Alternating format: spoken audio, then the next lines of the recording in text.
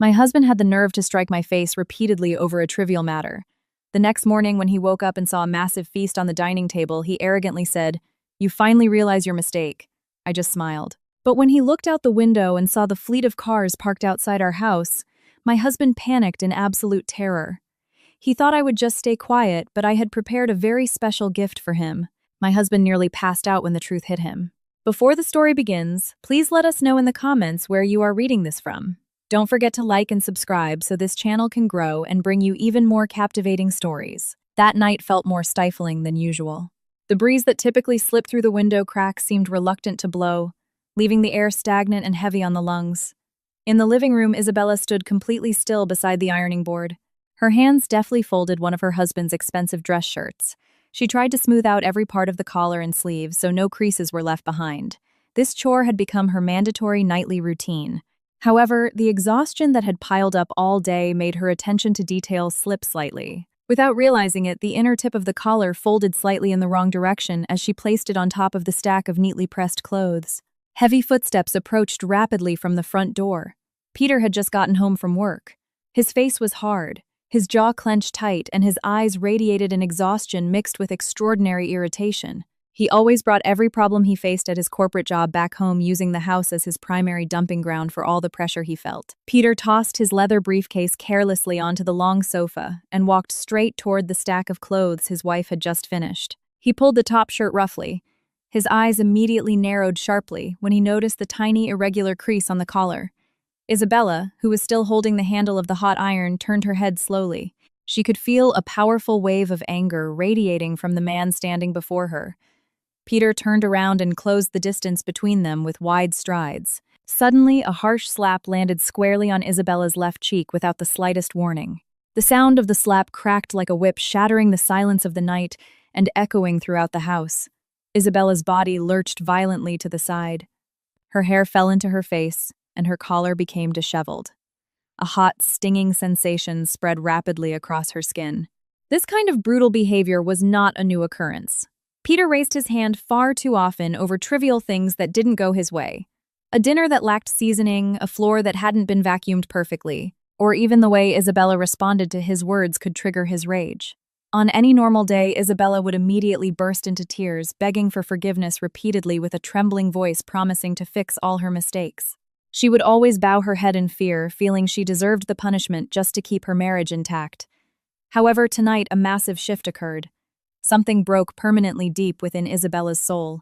An invisible boundary had been crossed. Isabella didn't cry at all. Her eyes remained bone dry. She slowly righted her posture to stand tall again, smoothed her clothes, and lifted her face with absolute confidence. She stared straight through Peter's eyes. Her gaze was flat and chillingly calm. It was so unnervingly calm that it felt entirely unnatural in the midst of this violent situation. The absolute silence Isabella intentionally created made Peter feel even more furious and humiliated. He felt his ultimate authority was being openly challenged. He hated seeing his wife silent and refusing to whimper for mercy. For Peter, Isabella's fear and tears were the source of satisfaction that validated his position as the absolute ruler of the household. "You dare look at me like that!" Peter barked, the veins in his neck bulging, his voice trembling with rage. His anger hijacked his reasoning completely. He raised his right hand high again, curling his fingers into a tight fist, preparing to deliver a much harder follow-up blow to break his wife's stubbornness. Isabella didn't flinch or step back to avoid it. She didn't even raise her hands to protect her face or head. She just stood firm like a rock, letting her husband feel in control for a fleeting moment. With a very flat voice and low volume, yet sharp enough to slice through the room's silence, Isabella finally spoke. "Go ahead, Peter. Do it." Hearing those words spoken with such sheer audacity, Peter was stunned for a split second. In all their years of marriage, he had never once heard such a freezing tone from Isabella's mouth. But his pride and ego refused to back down. The raised hand swung down at full speed, striking the side of Isabella's face for the second time. The blow was delivered with far more force than before, causing Isabella to lose her balance and crash hard against the hardwood floor. The metallic taste of thick liquid began to spread in her mouth. The corner of her lip was badly split. Even though the pain shot all the way to the nerves in her head, Isabella locked her jaw tight so not a single whimper escaped. She simply closed her eyes. In the darkness behind her eyelids, her mind worked systematically and with terrifying speed. She began to calculate carefully. One by one, she mentally cataloged this physical pain. She tallied every strike, every curse, noting that Peter's debt had exceeded its maximum limit and would very soon have to be paid in full without mercy. The night rolled on, crawling slowly toward the early hours of the morning. Peter had long since fallen into a deep sleep, on their king-sized bed, his snores echoing through the gap under the door. The man slept soundly, as if his body carried no burden of guilt whatsoever. It was as if the brutal assault he had just committed hours earlier was just a regular bedtime routine that required no remorse. At the same time, Isabella remained wide awake. She sat with her legs stretched out on the living room floor, her back resting against the cold drywall. Every joint in her body throbbed with pain. But the physical suffering meant nothing compared to the absolute clarity now dominating her mind. Her decision was final and irrevocable. The extraordinary patience she had maintained for years, hoping her husband would change, had vanished without a trace. Isabella stood up slowly but surely. She walked steadily to the bathroom, turned on the faucet, and splashed cold water on her face repeatedly to wash away the blood and grime from the corner of her mouth. She stood still, staring at her own reflection in the bathroom mirror. Her face bore the undeniable marks of abuse, but her eyes radiated an unbreakable steel resolve. She lowered her gaze to her left ring finger. Her diamond wedding band wrapped tightly around it. That piece of metal was originally supposed to be a symbol of loyalty and their sacred vows. But to Isabella tonight, that ring was no more valuable than the iron shackles that had tortured her soul.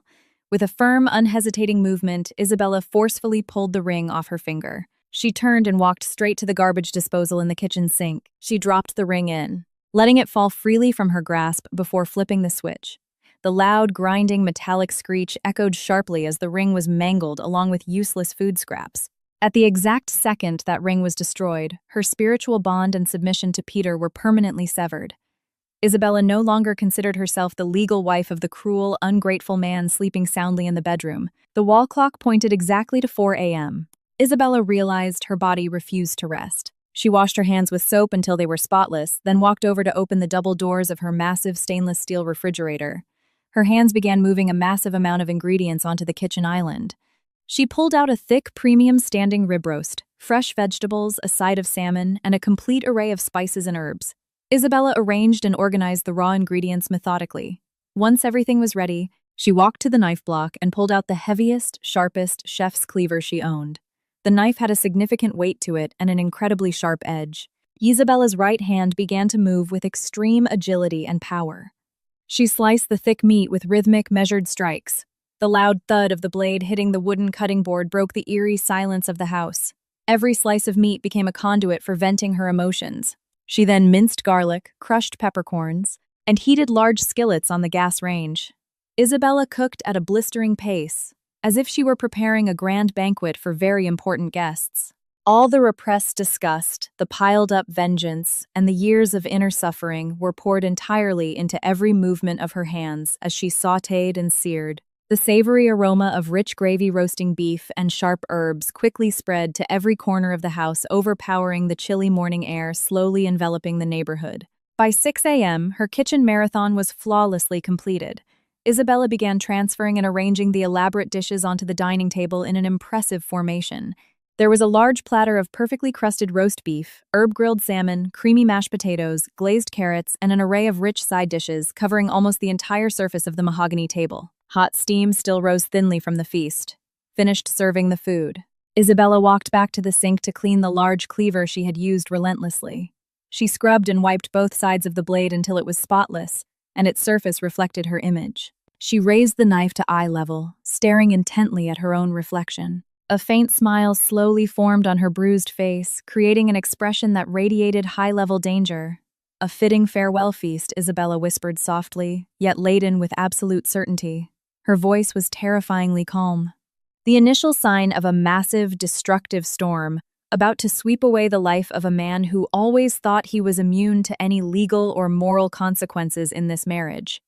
Isabella lowered her hand and placed the sharp knife back into its block. She meticulously smoothed her clothes, then walked calmly to pull out one of the dining chairs. She sat up straight, folding her hands in her lap, displaying an attitude of patient waiting. She waited for her husband to wake from his dreams, ready to officially open the horrific show that would tear the entire foundation of his arrogance down to the ground. The morning sun began to slowly pierce through the gaps in the partially closed bedroom blinds. Peter stretched lazily on the mattress, spreading his arms wide to relieve the stiffness in his back. After a long, deep sleep, he opened his eyes slowly, immediately greeted by a twisting hunger in his stomach. The air in the bedroom was suddenly filled with the incredibly strong, mouth-watering aroma of home cooking. The smell of roasted beef and savory gravy made Peter eager to get out of bed. He threw off the covers and stood up. He rubbed his face with his palms, feeling not even a fraction of guilt for his cruel actions the night before. What raged in his chest was an overwhelming sense of victory. He firmly believed that the physical discipline he had administered had yielded maximum results, successfully forcing his wife into submission. Waking up at the crack of dawn to prepare top-tier service to win back his heart. With wide strides and a chest puffed out with false pride, Peter walked out of his bedroom toward the dining area. He carelessly combed his messy hair with his fingers. When he finally reached the dining room, his eyes widened at the sight before him. The dining table, which on normal days only held simple eggs and toast, was now practically groaning under the weight of an extravagant feast. Thin steam rose from the platters of hot food, consistently spreading the rich aromas that made Peter's stomach roar. Right at the end of the table, Isabella sat perfectly still with a deadpan expression as if she had been waiting for her husband's arrival for a long time. Peter immediately pulled up a chair and sat heavily with peak arrogance. He stared at the incredible array of food with eyes gleaming with immense satisfaction. Without wasting a second, he grabbed a large empty plate, piled a massive mound of mashed potatoes, and began transferring thick slices of roast beef directly onto it. But Peter didn't immediately take a bite. Instead, he paused and focused his gaze on his wife's face. He flashed a blatantly condescending smile. Peter felt that all control in this household rested entirely in his hands. He felt incredibly smart, thinking that physical pressure was the only language his wife understood to ensure absolute obedience. "So you finally realize your mistake," Peter said, his voice raised and dripping with disgusting arrogance. His hand then moved to shove the richly seasoned meat into his mouth, chewing greedily. "This is how you should have behaved since the day we got married. A wife's duty is to be obedient and submissive to her husband. If you consistently served me with this standard every day, I wouldn't have to waste my energy educating you the hard way." Isabella gave absolutely no verbal response to her husband's degrading words. She didn't even touch the silverware or taste a single bite of the feast laid out before her. Her gaze was lack dead ahead, staring blankly at the plate Peter was using. Isabella's calm and silent demeanor actually made Peter feel a bit awkward and uneasy for a moment. But the arrogant man quickly brushed the feeling aside and chose to ignore it. He continued his luxurious breakfast at a ravenous pace. In his narrow mind, Isabella's silence was interpreted as absolute fear and total surrender. Peter grabbed a large glass filled with water and chugged it until it was empty. He wiped his mouth roughly with the back of his hand. Having devoured the massive portion of food, Peter felt completely stuffed, his satisfaction reaching its peak. He stood up from his chair slowly, intending to walk over to the large front bay window to take in the morning view of their suburban street. He strolled casually, feeling that today was going to go exactly according to his beautiful plans. He had no idea his position at work was currently hanging by a thread. He reached out and pulled back the thick curtains covering the large window facing the street. The extraordinary sight that morning finally unfolded, clearly striking his retinas. Peter's hand froze midair. His eyes bulged to their absolute maximum limit while his breath caught in his throat as if he were being violently choked. Out on the asphalt street in front of his house, which was usually dead quiet, save for a neighbor's passing sedan, was a long convoy of massive, pitch-black luxury vehicles. There were more than 5 heavily armored Cadillac Escalades and Chevy Suburbans parked tightly in an intimidating formation. Their glossy black exteriors reflected the morning sun blindingly. Every window was tinted pitch black, making it impossible to see who was inside. The massive size and aggressive design of the motorcade were concrete proof that whoever owned them was no ordinary person. Fleets like this were usually only deployed to escort corporate titans, top government officials, or elite billionaires, with limitless economic power. Peter's heart rate skyrocketed in seconds. He tried to swallow, but his throat had suddenly turned as dry as a desert. All the confidence and arrogance he had proudly flaunted at the dining table just minutes ago vanished without a trace, instantly replaced by a panic attack that squeezed his heart. A gripping fear crawled down his spine, making his toes turn ice cold. His brain was forced into overdrive, trying to unravel the mystery and guess the identity of these uninvited guests who dared show up with such a massive show of force. Was there a motorcade for a high-ranking politician that took a wrong turn? Or did this have something to do with unresolved internal issues at his corporate firm?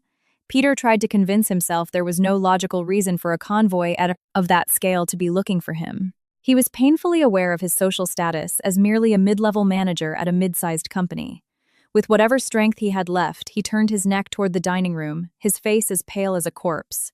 Peter's lips trembled violently as he tried to gather the energy to speak. Cold sweat the size of corn kernels began to bead on his forehead and temples. Peter locked his eyes on Isabella, who was still sitting silently and calmly in her chair. His wife showed absolutely no surprise or confusion at the sight of the terrifying motorcade laying siege to their house. Whose cars are those? Peter asked, his voice hoarse and shaking violently, unable to control his own terror. His right index finger pointed toward the window, trembling uncontrollably. Panic had successfully hijacked every conscious function of his brain. Isabella slowly stood up from her seat, with incredibly calm movements, radiating sheer authority. She walked over to where Peter stood. There were no traces of fear left on her face from her husband's cruel actions last night. The aura surrounding Isabella right now felt absolutely freezing, making Peter feel intensely intimidated.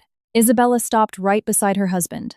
She turned her face to look straight through the window glass, staring at the line of massive vehicles blocking all exits from their property. Slowly, the corners of Isabella's lips curled upward, forming a faint smile that promised absolute ruin for anyone standing against her. "The person who will make you regret you ever touched me. He's here," Isabella said, her volume low but echoing powerfully against Peter's eardrums. Every word that rolled off Isabella's lips was spoken with crisp articulation and heavy emphasis.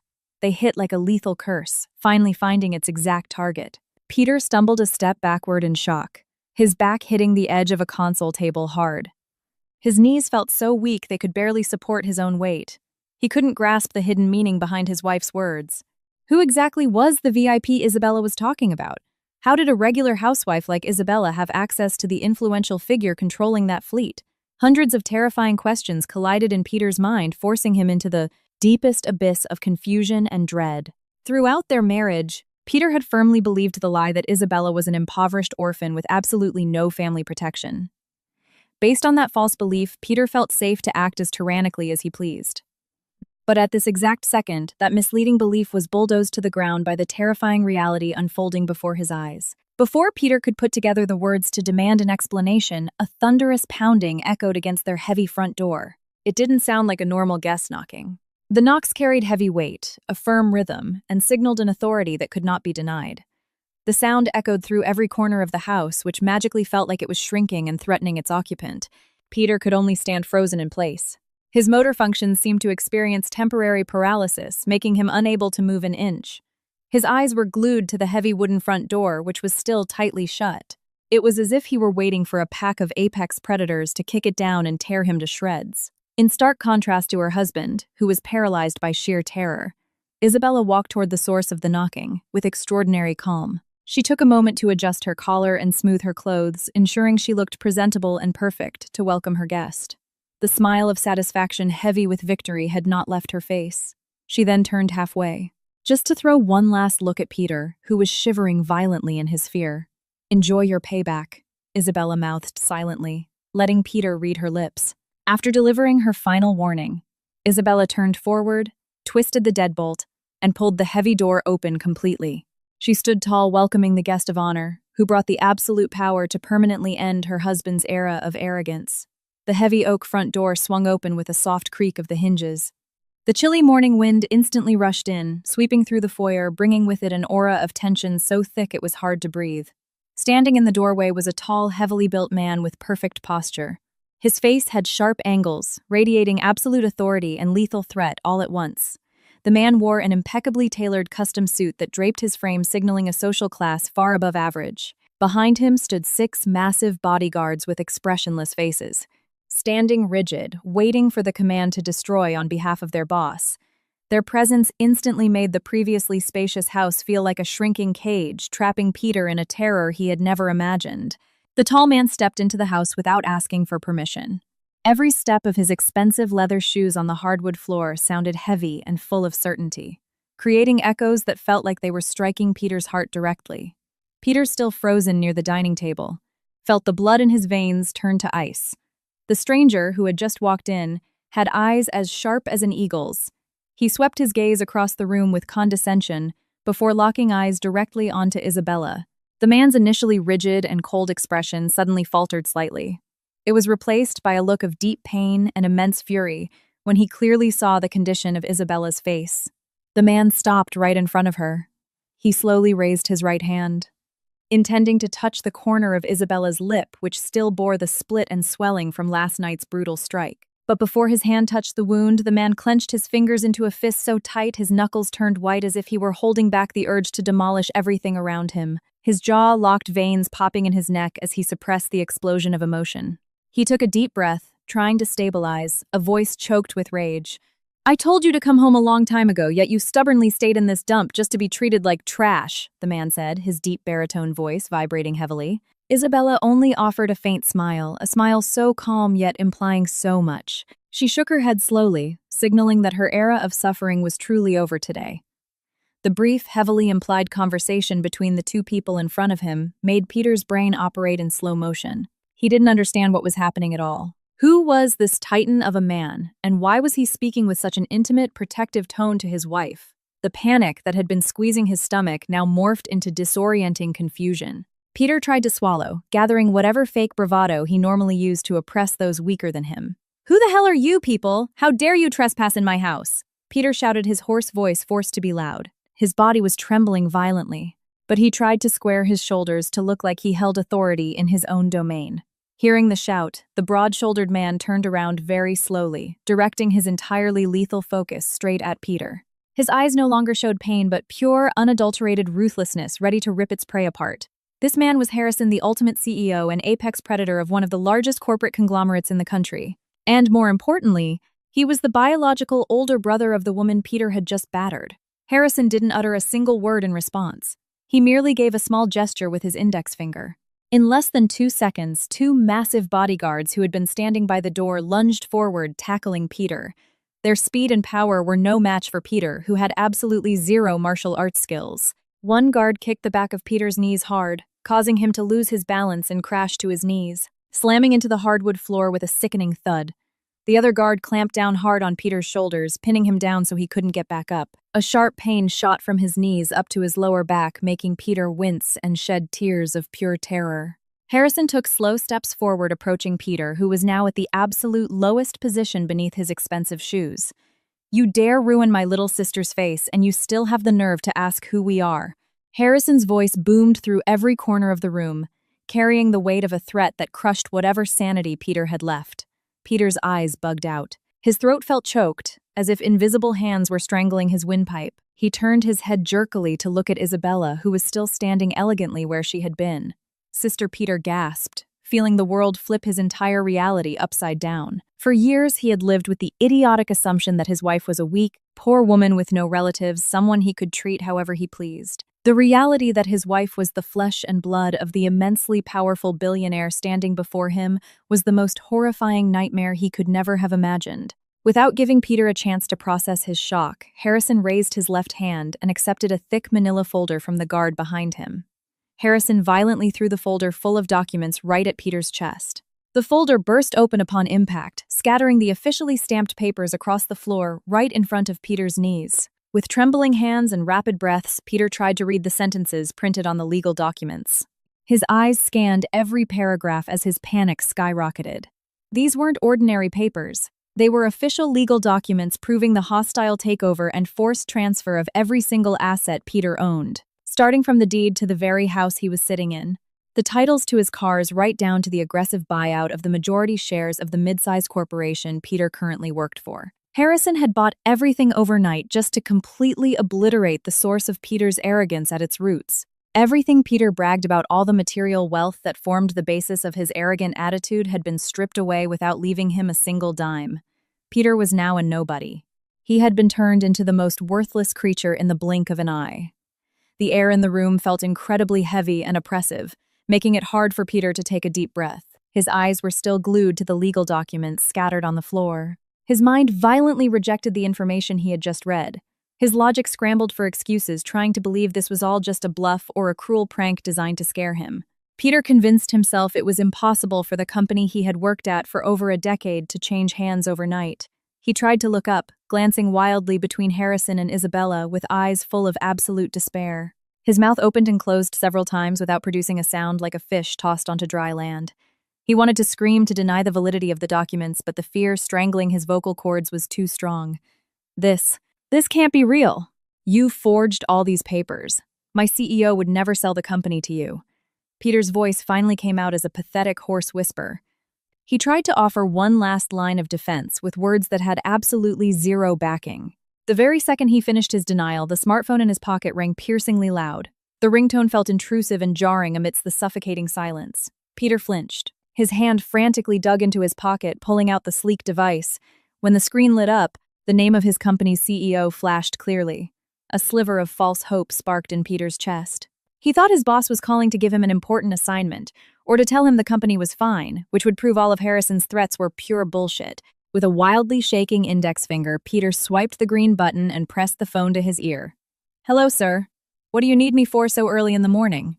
Peter greeted, trying to force a calm tone, seeking refuge in the man he considered the ultimate authority at his workplace. However, the response he got from the other end of the line was far from what he hoped for. Instead of the usual corporate greeting, a barrage of profanity and ear-piercing panicked screaming erupted. The CEO's voice sounded terrified, desperate, and overflowing with rage. The man on the phone screamed at the top of his lungs, cursing every breath Peter took. "You ungrateful son of a bitch. What catastrophic, monumental fuck-up did you do out there? You're fired effective immediately. No, not just fired. I am going to blackball your name in every industry, so you will never work a white-collar job anywhere ever again." The CEO's screams were so loud they could be heard clearly even without speakerphone. Peter froze. Every joint in his body felt disconnected. "Sir, what are you talking about? I didn't do anything wrong at the office. I always hit my quotas," Peter protested, his voice shaking, trying to defend his non-existent dignity. "Shut your damn mouth. The corporate parent company just pulled all our funding this morning and nuked every single contract we have. They said it's all because some low-level scumbag named Peter offended the honor of their core family. Because of your sheer stupidity, my company is vaporized. You just destroyed the livelihoods of hundreds of people, and you are going to pay for it." The call abruptly disconnected, leaving a long beep signaling the end of everything. Peter slowly lowered the phone, letting it slip through his fingers and clatter against the hardwood floor. The mental defenses he had built over years shattered into a million pieces in seconds. The bitter reality finally slapped him dead in the face. The giant of a man standing before him truly had obliterated his entire livelihood without even needing to lift a finger. Peter was no longer a respected, high-ranking corporate manager. He was now an unemployed, assetless pariah hated by an entire industry. Absolute panic took over Peter's body. He realized his only way out of this hell was to beg for mercy from the woman he had relentlessly abused all night. Peter broke free from the guard's grip. They had intentionally loosened their hold anyway. The man crawled forward pathetically across the floor, approaching Isabella's feet. His previously arrogant face was now drenched in tears of terror and uncontrollable snot. He reached out both hands, trying to grab the hem of Isabella's clothes to beg for pity. "Isabella, my sweet wife. I'm sorry, I'm your husband. I love you so much. Please forgive me. I just lost my temper last night. I swear to God, I will never lay a hand on you again. Please talk to your brother. Save me, Bella." "We can still fix our marriage," Peter babbled in a sickeningly high-pitched whine, playing the victim of circumstance just to save his own skin. Isabella looked down, staring at the man groveling near her designer shoes. The emotion rising in her heart wasn't pity or mercy. It was a profound, overwhelming disgust. The man who always shouted about power and obedience was nothing more than a coward who would instantly crawl and beg when faced with a greater power. With a very calm movement yet full of strict rejection, Isabella took a step back, avoiding Peter's filthy hands. She waved at the air around her as if swatting away a disease-carrying rodent. "Give him 15 minutes to get off this property without taking a single item," Isabella commanded, her voice as cold as ice. Her eyes stared straight ahead, refusing to look at her husband's tear-streaked face anymore. Hearing his sister's direct order, Harrison immediately signaled with his hand. The massive bodyguards moved in unison. They were no longer gentle. Two men grabbed Peter by the arms, roughly lifting him completely off the floor. Peter thrashed and screamed Isabella's name. But his voice was just an empty echo that would never change a thing. The guards dragged Peter across the room out the front door and literally threw him with immense force, so he rolled across the driveway asphalt. Peter face-planted into the pavement, his clothes dirty and torn. The front door of the house that had been his kingdom for years slammed tightly shut right in front of his eyes, locking away his entire past life and leaving him alone to face a cruel world with absolutely nothing but the clothes on his back. Peter stumbled along the edge of the suburban road, his eyes blank and directionless. He never imagined that in less than an hour, the entire foundation of his life would be pulverized, leaving him with nothing but agonizing pain all over his body. His once crisp dress shirt was now stained with dirt and grime from being hurled onto the pavement by Harrison's guards.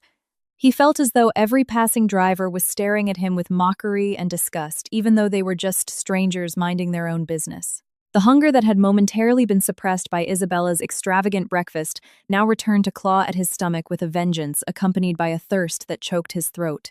Peter tried digging into his pockets, looking for spare change or a credit card that might have been left behind. But he found nothing but empty lint. All his financial access had been systematically and totally severed. In the midst of his peaking despair, one name popped into Peter's mind as a final glimmer of hope for survival. That name was Mia. Mia was the woman he used as an escape outside of his marriage to Isabella. For almost 2 years, Peter had blown massive amounts of his hard-earned money that rightfully belonged to Isabella, just to keep Mia happy. He bought her designer bags, fulfilled her every whim, and paid her a massive monthly allowance. Peter convinced himself that Mia was the only person who truly loved him and would stand by his side no matter what. He felt Mia owed him a massive debt of gratitude, making it perfectly logical to ask her for shelter and protection right now. With whatever strength remained in his trembling legs, Peter quickened his pace toward the upscale downtown luxury condo building where Mia lived. He didn't care about his disheveled appearance or the cynical glares from the doorman in the lobby. Peter just wanted to get to Mia's door, hug her, and tell her about the massive injustice he had just suffered. He imagined Mia would welcome him with tears of sympathy, give him clean clothes, and serve him a hot meal, while they plotted revenge against Isabella and her brother. That belief was the only reason Peter could still stand upright and keep walking. After a long, exhausting trek, Peter finally stood in front of Mia's condo door. He didn't knock. Instead, he reached into the hidden pocket of his wallet, which still held the spare key Mia had given him months ago. Peter slid the key into the lock, turned it with a heart full of hope, and pushed the door open slowly. He took a deep breath, trying to prepare the most pathetic words to win Mia's sympathy. But when the door opened fully and he stepped into the room, all the hope he had built instantly collapsed, replaced by a lethal shock. In the impeccably tidy, sweet-smelling living room, Peter did not see Mia waiting for him anxiously. Instead, he saw Isabella sitting perfectly calm on Mia's plush designer sofa. Isabella looked so elegant, as if this luxury condo was just another wing of her own palace. Standing beside her was Harrison, his arms crossed over his chest, glaring at Peter with an even colder stare than before. His wife's presence in his secret hideout was a devastating blow that left Peter speechless. He stood frozen in the doorway, his mouth hanging wide open, unable to produce a single sound. How could Isabella know about this place? How did she get here before him? Welcome, Peter. Looks like you were searching for a place to hide, Isabella said, her voice silky smooth yet carrying extraordinary sharpness. She sipped warm Earl Grey tea from an expensive ceramic cup, acting as if she were enjoying a relaxing afternoon break. Peter shifted his gaze to the corner of the room and saw Mia standing there, her face ghost white. Mia was gripping the handle of a large Rimowa suitcase packed to the brim with her clothes and valuables. Her eyes were swollen as if she had been crying for a very long time. Peter tried to step forward toward Mia, reaching his hand out to her. Mia, what's going on? Why are they here? Please explain this to me. We need to leave right now, Peter shouted, panic and confusion lacing his voice. But Mia quickly stepped backward, distancing herself from Peter's reach, as if he were a plague-carrying corpse. Mia shook her head repeatedly, her face filled with terror and absolute loathing. She no longer looked at Peter with the spoiled, adoring eyes she used to have. Don't come near me. Don't you ever touch me again, Mia shrieked. I want absolutely nothing to do with your dirty business. I had no idea you were such a monster of a husband and a fraud, Mia yelled at the top of her lungs. Isabella told me everything. She showed me the paper trails proving that all the money you gave me was embezzled illegally from your company. I am not going to federal prison because of your bullshit. Peter felt like he had been struck by lightning on a clear day. He turned to Isabella in disbelief. Bella, what did you do to Mia? Why did you destroy my only hope? Isabella set her teacup down on the coffee table with a very slow, deliberate motion. She stood up and walked closer to Peter. I didn't destroy your hope, Peter. I merely opened Mia's eyes to who the man she was so proud of really is. Did you think your secrets were safe? Did you think I didn't know about every single dollar you blew funding this woman's luxury lifestyle? You used corporate funds that belonged to the shareholders, and now that corporation belongs to my brother. So, technically, every single designer item in this apartment belongs to our family. Peter collapsed onto the cold hardwood floor, feeling as if the entire world had conspired to crush him. He watched as Mia unapologetically walked right past him, tossed her apartment key to one of Harrison's guards, and walked out the door without a single backward glance. Peter tried screaming Mia's name over and over, but the woman kept walking until she disappeared down the hallway. Now Peter was truly alone. He was trapped in a room with the wife he had oppressed and a brother-in-law who possessed the power to erase his existence in a heartbeat. A massive wave of terror blanketed his heart, far greater than when he was evicted from his own house that morning. A suffocating silence returned to the room after Mia left. Peter remained slumped on the floor, feeling completely drained of energy. He stared at the ground, unable to meet Isabella's relentless gaze. In his mind, Peter desperately searched for a loophole to escape or a way to flip the situation. But every path he imagined led straight to darkness. He realized Isabella had planned all of this meticulously long before he even threw his first punch last night. Everything felt like a massive, masterfully set trap, and he had stupidly walked right into the center of it without a shred of suspicion. Isabella slowly paced around Peter, her footsteps making no sound. She stopped right in front of him and crouched down so she was eye level with her husband.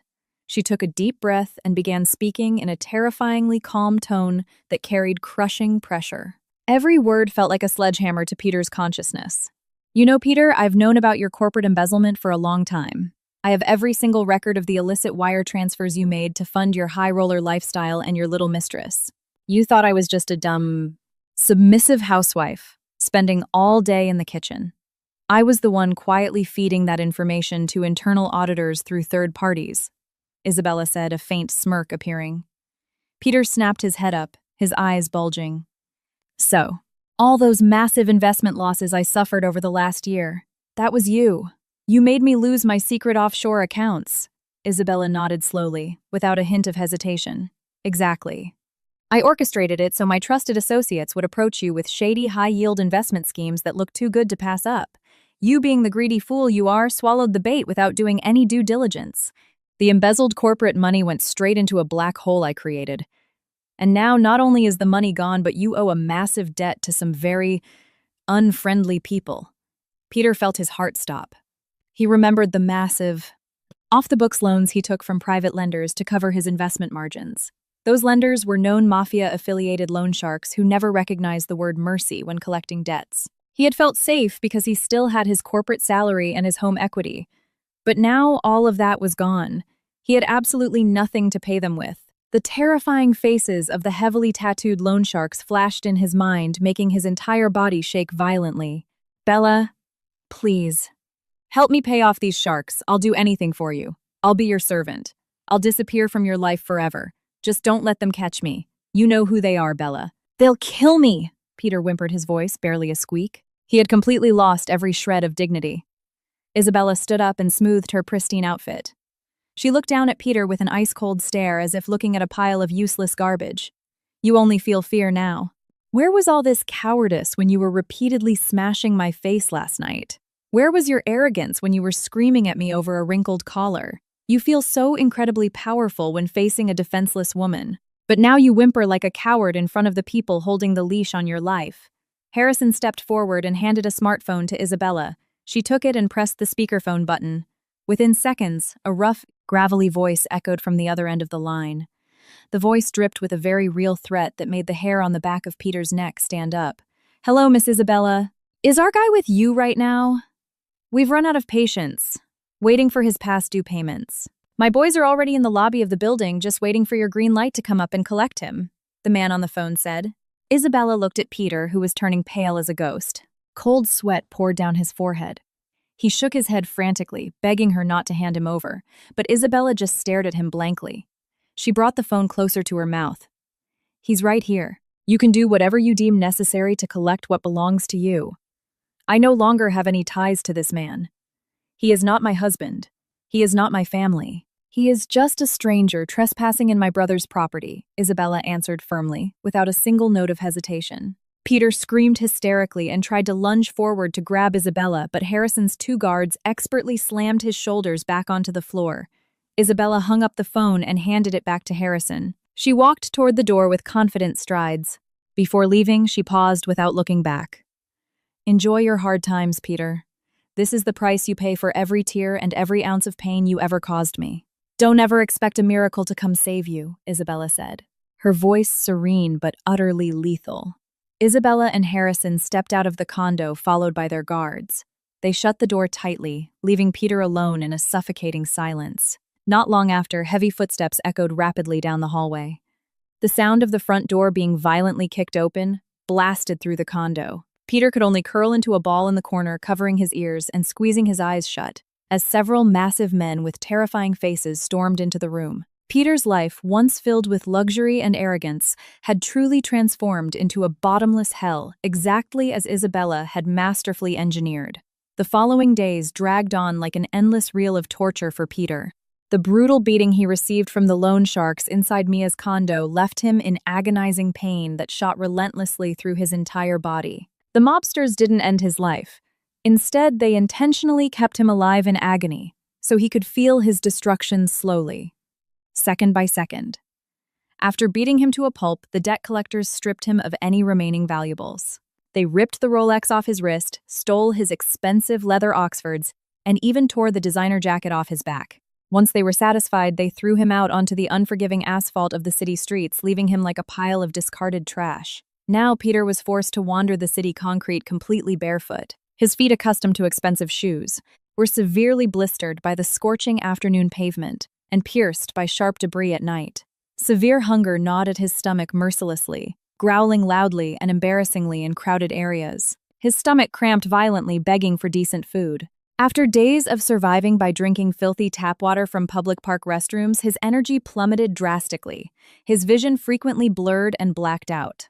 Every time he tried to close his eyes to rest on a bus bench or outside closed storefronts, memories of his past luxury haunted and tortured what was left of his sanity. He remembered the hot meals Isabella always had waiting on the table, the plush mattress in his master bedroom, and the fake respect he commanded from his subordinates at the office. All of it was gone, leaving nothing behind but the disgusted glares of pedestrians passing him by. People would instinctively cover their noses when they walked near him, treating him like a filthy, disease-ridden vagrant. Not a single hand reached out to offer him a dime. Peter truly experienced the rock bottom of human existence, something he had never fathomed. Driven by desperation that was eating away at his logic, Peter suddenly remembered an old college buddy he used to treat to expensive dinners and drinks. That friend had once sworn he would always be there for Peter no matter what. As a token of gratitude, mustering the final scraps of strength hiding in his trembling leg muscles, Peter dragged himself for miles across the sprawling suburbs to his friend's house. The late afternoon sun was blistering, burning his dirty, bruised skin. The thirst choking his throat made every breath agonizing.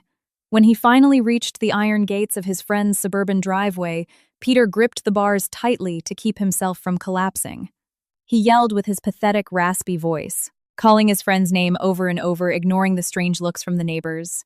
The wooden front door slowly opened, revealing his friend, whose eyes widened in absolute shock at the sight of Peter looking like a walking corpse. Peter tried to force the corners of his lips up to form a smile, holding out immense hope that he would at least get a glass of clean water and a place to crash.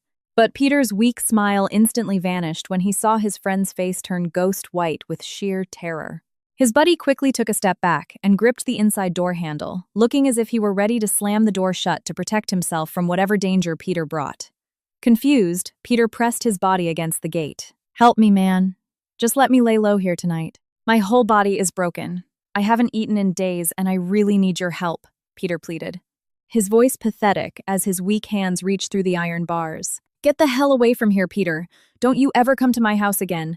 I don't want any part of whatever federal mess a fugitive like you is in," his friend yelled, his voice shaking with panic. "Fugitive? What do you mean, fugitive? I'm just having family issues with my wife and some debt problems." "I'm not a criminal," Peter replied, totally lost.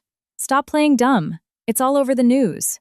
Everyone knows you're wanted by the feds for running a massive interstate drug trafficking ring. They say the DEA has an airtight case against you. I am not letting my wife and kids get dragged into a federal indictment just for harboring you. The friend screamed before violently slamming the front door shut, leaving Peter standing frozen outside the gate, absorbing the crushing. Rejection. Peter felt the earth beneath him collapse. Those terrifying federal drug charges had to be a vicious frame-up orchestrated by Harrison to completely annihilate any chance of Peter finding help out there. Isabella and her brother had truly engineered his absolute ruin, systematically refusing to leave even the tiniest gap for Peter to breathe or seek legal counsel. Peter turned around and staggered away from the suburban neighborhood, his eyes hollow. The bright afternoon sky rapidly morphed into pitch black. Thick storm clouds gathered quickly over the city skyline, followed by rolling thunder that created an ominous atmosphere. Shortly after the first crack of thunder, a torrential downpour unleashed upon the earth without mercy. The heavy freezing rain hit his scalp hard, slowly piercing down into his fragile bones. Peter shivered violently. His teeth chattered as the freezing cold threatened his life. He was forced to curl up under a large oak tree by the sidewalk, hugging his knees, even though the leaves did absolutely nothing to shield him from the violent storm. In that lethal cold and profound spiritual isolation, Peter's emotional defenses shattered completely. He wept uncontrollably, his tears mixing with the rain washing over his face. He howled like a lost child who couldn't find his way home. "Help me, Mom. I'm so cold. I have no one left," Peter whimpered over the deafening roar of the storm. Memories of his childhood flashed by, reminding him of a mother who always hugged and defended him.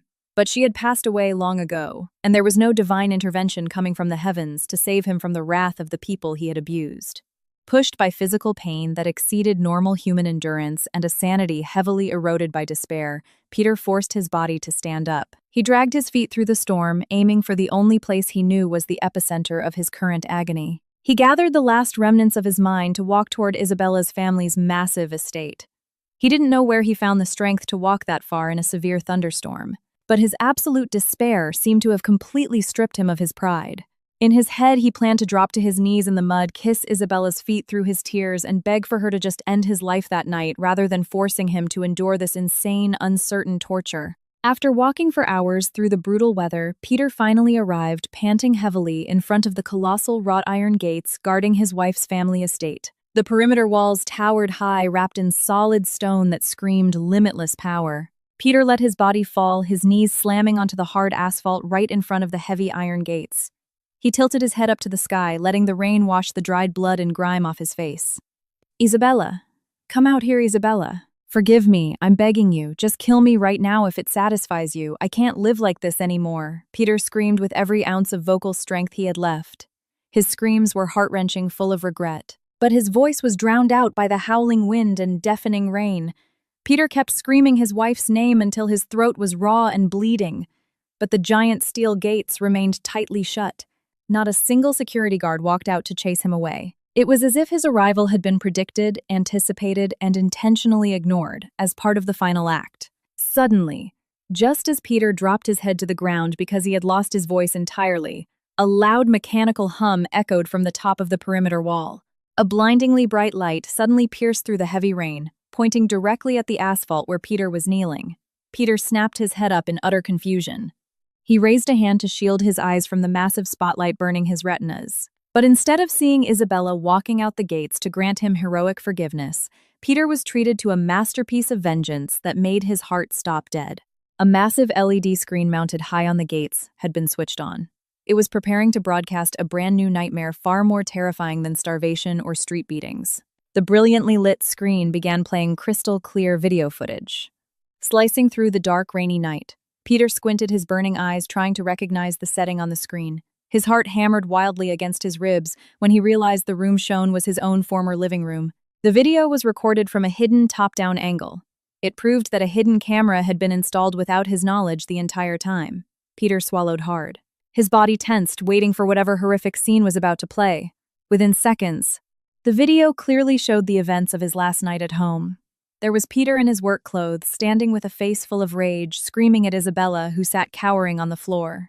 The audio from the recording was blasted at maximum volume through outdoor speakers mounted around the elite estate, shattering the neighborhood's silence. Every filthy insult, every degrading slur, and every brutal threat that came out of Peter's mouth could be heard perfectly, as if it were happening live. Peter watched with his own eyes as his on-screen self raised his hand and slapped Isabella so hard her body was thrown across the room. The video didn't stop at one incident.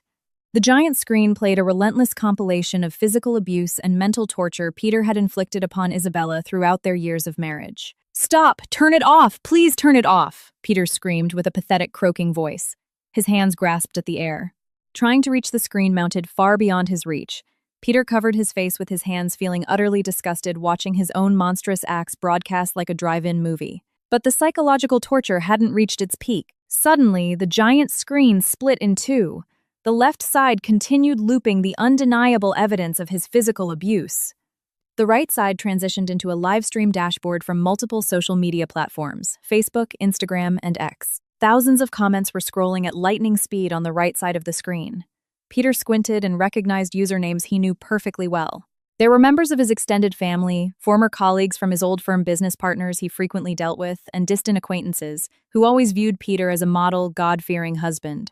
Every single contact in his network had been forced to witness the ultimate live broadcast of Peter's darkest sins. Every scrolling comment was filled with curses, profanity, and absolute disgust directed at Peter. His extended family publicly disowned him. His friends called him a heartless animal. The stellar reputation, honor, and prominent name he had built with a fake mask for years was bulldozed to the ground in under 5 minutes. There wasn't a single human being left on Earth who would look at his face without spitting on the ground.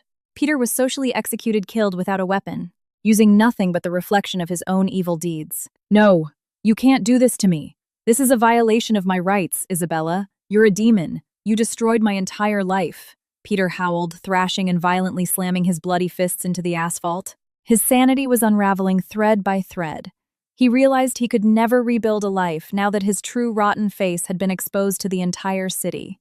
Amidst Peter's frustrated screams piercing the night, the thick iron gates finally slid open with a smooth mechanical hum. From the gap, a line of massive security guards wearing dark rain gear marched out. They formed a barricade, staring at Peter with dead, lethal eyes.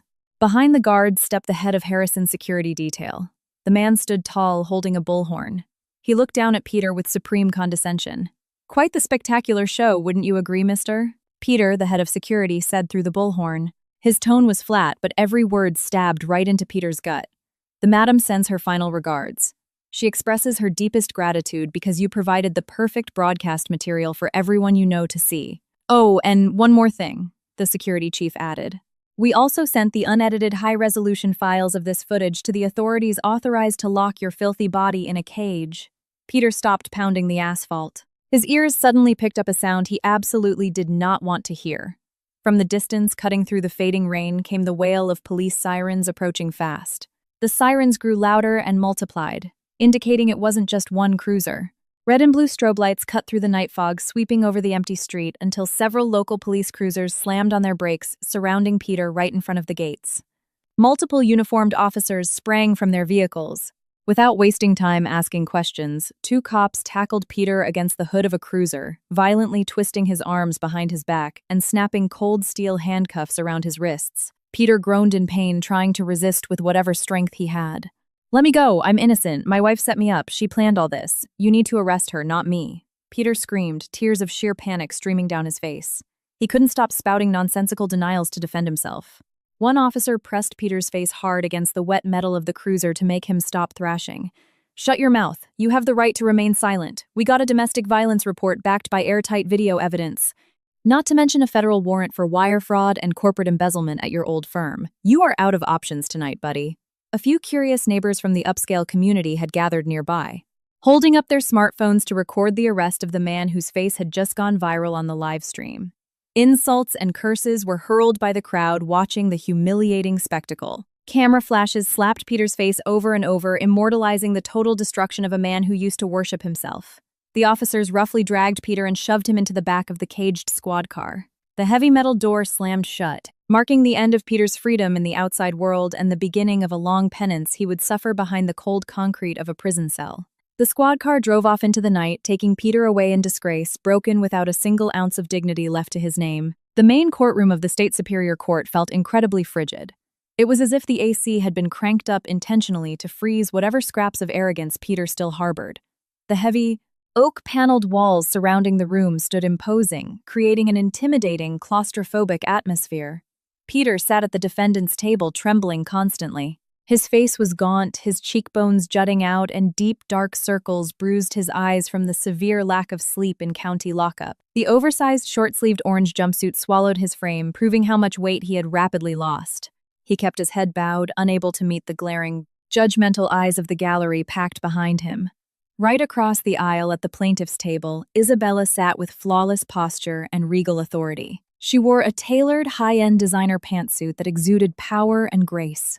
Her appearance radiated extraordinary calm, a stark contrast to her pathetic ex-husband. Sitting beside Isabella was a silver-haired man, the most expensive, ruthlessly feared corporate defense attorney in the state, hired personally by Harrison to guarantee Peter would never see the light of day again. Meanwhile, Peter was represented by an overworked young public defender who had looked completely defeated since day one, overwhelmed by the mountain of evidence Isabella's team had submitted. The presiding judge banged his wooden gavel, hard demanding order in the court after the prosecution finished reading the charges. Peter was given his final chance to offer a defense before sentencing. Peter forced his weak legs to stand. He gripped the edge of the wooden table so hard his knuckles turned white, trying to keep himself from collapsing.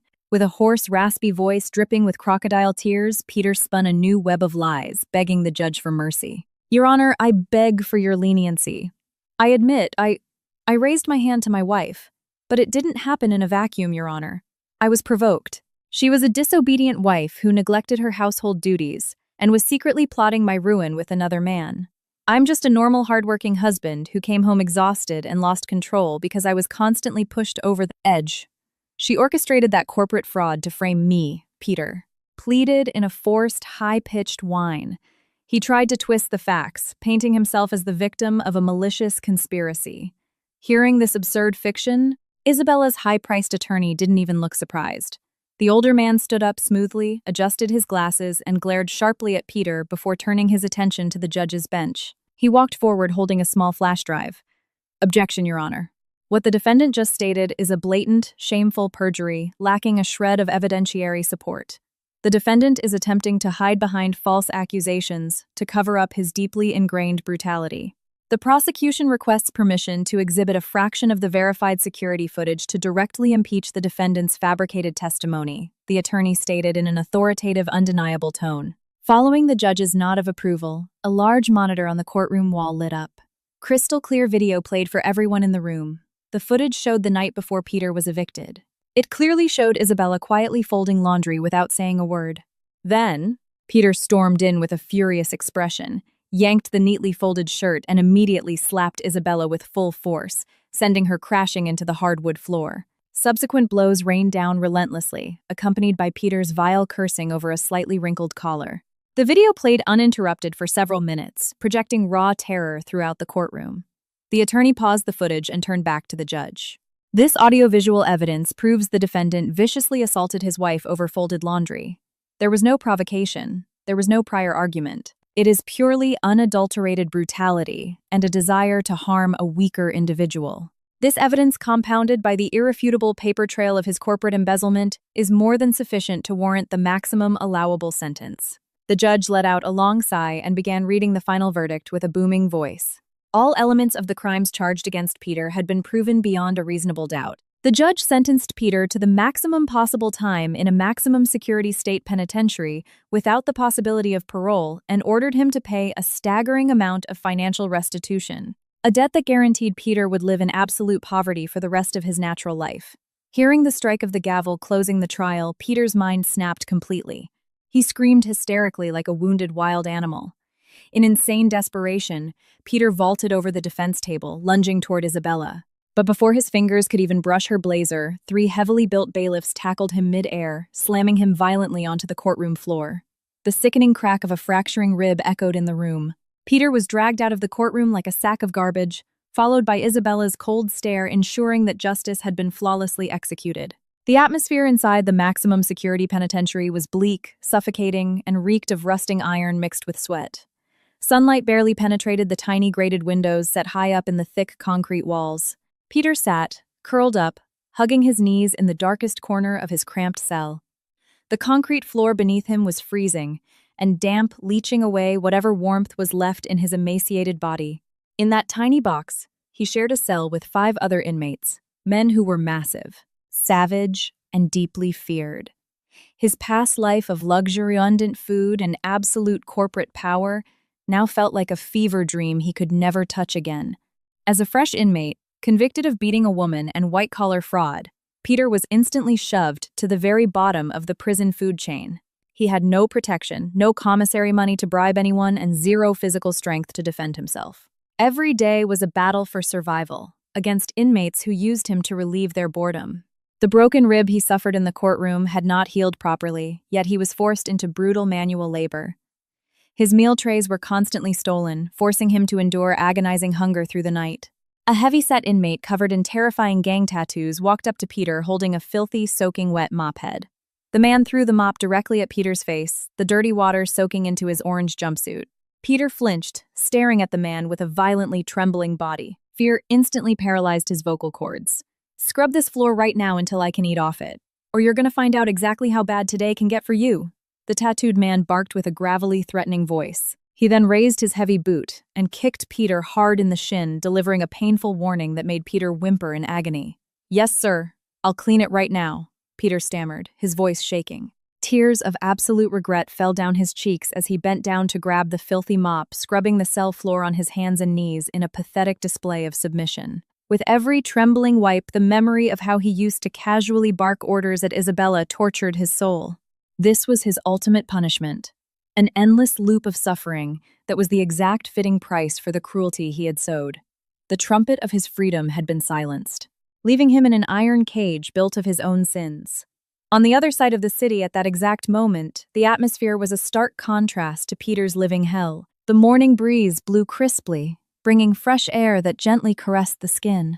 Isabella stood on the open-air balcony of a breathtaking Manhattan penthouse, the corporate headquarters of her family's empire.